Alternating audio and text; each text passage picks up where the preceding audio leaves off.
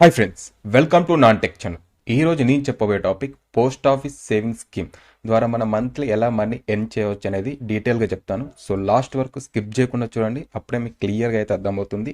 And savings scheme ఏంటి, అందులో మనం ఎలా ఇన్వెస్ట్ చేయాలనేది క్లియర్గా అయితే అర్థమవుతుంది. అండ్ ఇప్పటి వరకు మన ఛానల్ని ఎవరైతే ఛానల్ని సబ్స్క్రైబ్ చేయలేదో so please subscribe the channel and పక్కన బెల్ ఐకాన్ అయితే ట్యాప్ చేసి అండ్ ఆల్లో పెట్టుకోండి. అండ్ వీడియోని లైక్ చేయండి అండ్ షేర్ చేయండి. అండ్ లేట్ చేయకుండా అయితే let's go to the video.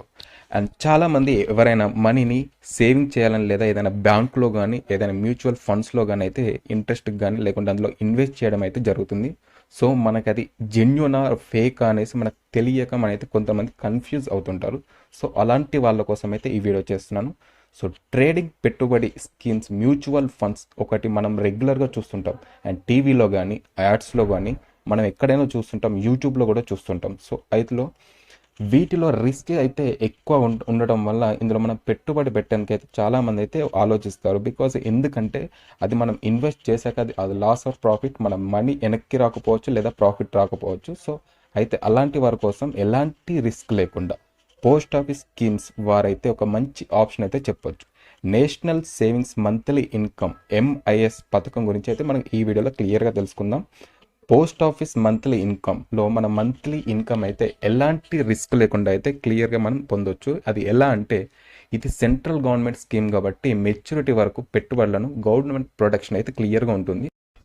And మనం అందులో మనీ ఇన్వెస్ట్ చేస్తే కనుక 6.6% వడ్డీని అయితే మనమైతే పొందగలుగుతాం. అండ్ వడ్డీ రేట్లు అయితే ప్రతి 3 మంత్స్కి ఒకసారి చేంజ్ అవ్వచ్చు లేదా స్టేబుల్గానే ఉండవచ్చు.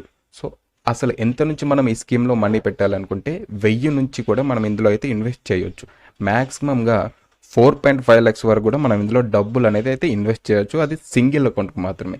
అండ్ జాయింట్ అకౌంట్ కూడా ఉంటుంది. అండ్ జాయింట్ అకౌంట్ ఏంటంటే 9 lakhs వరకు కూడా ఇన్వెస్ట్ చేయవచ్చు. సో ఇలా మనం ఇన్వెస్ట్ చేసిన డబ్బులకు మనకి గాను మంత్లీ ఇంట్రెస్ట్ రూపంలో మన అకౌంట్లో అయితే ఆటోమేటిక్గా క్రెడిట్ అయితే అయిపోతాయి. అండ్ ఎగ్జాంపుల్ మనం 9 lakhs అందులో ఇన్వెస్ట్ చేసామనుకోండి, మంత్లీ మనకైతే ఒక 5K వరకు అయితే ఇంట్రెస్ట్ అయితే మనకు వస్తుంది. అది సెంట్రల్ గవర్నమెంట్ కాబట్టి అండ్ పోస్ట్ ఆఫీస్ కాబట్టి సో నో రిస్క్ అన్నమాట. అండ్ అదే మ్యూచువల్ ఫండ్స్ కానీ ఏదైనా దాంట్లో చేస్తే మనకైతే అది రిస్క్ ఉంటుంది. సో మనకు ప్రాఫిట్ అయినా రావచ్చు లేదా లాస్ అయినా రావచ్చు. అండ్ ఇందులో ఎవరైనా చేరవచ్చు అంటే ఈ సేవింగ్ స్కీమ్లో ఎవరైనా చేరవచ్చు. అండ్ మైనర్స్ కానీ అండ్ వాళ్ళకి ఆఫ్టర్ 18 years తర్వాత వాళ్ళకి వచ్చే బెనిఫిట్స్ ప్రతి ఒక్కటైతే వాళ్ళకైతే చెల్లుతాయి. అండ్ అకౌంట్ ఓపెన్ చేయవచ్చు. అండ్ 13 years కానీ 10 years వాళ్ళు కూడా ఇందులో అయితే జాయిన్ అవ్వచ్చు అండ్ అకౌంట్ కూడా ఓపెన్ చేయవచ్చు. అండ్ తక్కువ వయసు ఉన్న వాళ్ళకైతే కన్ఫర్మ్గా గార్డియన్ అటాచ్ అయితే ఉండాలి అండ్ అకౌంట్ కూడా ఓపెన్ చేసుకోవచ్చు. అండ్ ఇంకొకటి ఏంటంటే ఈ స్కీమ్లో మెచ్యూరిటీ టైం అయితే 5 years ఉంటుంది. ఆ 5 years వరకు మన మనీ అందులోనే ఉంటుంది. అండ్ అప్పటి వరకు మన మనీ మనకైతే మన ఉన్న మనీకి అయితే మన ఇంట్రెస్ట్ అయితే వస్తుంది. అండ్ ఆఫ్టర్ 5 years తర్వాత ఆ స్కీమ్ అనేది టర్మినేట్ అవుతుంది. మన మనీ మనకు రిటర్న్ వస్తుంది అండ్ ప్రాఫిట్ కూడా వస్తుంది. అండ్ ఒకవేళ ఇన్వెస్ట్ చేసిన వాళ్ళకి ఏమైనా చనిపోయినా కానీ లేక ఏమైనా అయినా కానీ అందులో మనం నామినీ ఎంటర్ చేస్తాం కదా. సో ఆ నామినీస్కి అయితే ఆ మనీ అండ్ ఆ ఇంట్రెస్ట్ అందులో ఉన్న ప్రాఫిట్ కానీ ఆ నామినీకి అయితే పోతుంది. అండ్ నెక్స్ట్ స్టెప్ వచ్చి అండ్ డాక్యుమెంట్స్ ఏం కావాలంటే ఎంఐఎస్ అకౌంట్ ఓపెన్ చేయడానికి మనకు అందులో ఫస్ట్ అకౌంట్ అయినా ఉండాలి. లేకుంటే మనం ఎంఐఎస్ అకౌంట్ ఓపెన్ చేయకపోయినప్పుడు వాళ్ళ అకౌంట్ ఓపెన్ చేసి ఫర్దర్గా ప్రాసెస్ అయితే స్టార్ట్ చేస్తారు. అండ్ మన ఆధార్ కార్డు కావాలి, ఓటర్ ఐడి కార్డు కావాలి అండ్ 2 పాస్పోర్ట్ ఫొటోస్ కూడా కావాలి. అండ్ అడ్రస్ డాక్యుమెంట్స్ కూడా వాళ్ళు మనకైతే సబ్మిట్ చేయాల్సి ఉంటుంది.